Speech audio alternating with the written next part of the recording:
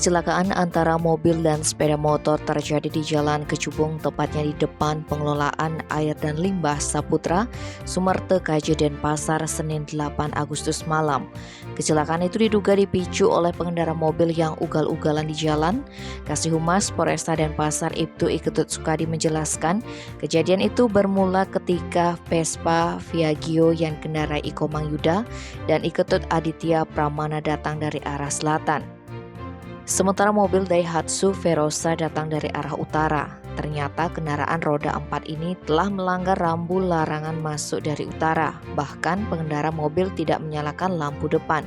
Akibatnya pengendara mobil kurang menyadari ada mobil parkir di sisi timur jalan sehingga langsung banting setir mengambil jalur kanan untuk menghindar.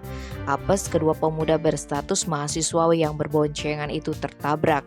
Ironisnya pengemudi mobil kabur dari lokasi.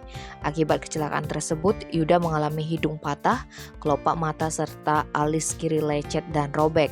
Sementara Aditya menderita luka di kaki kiri dan kanan.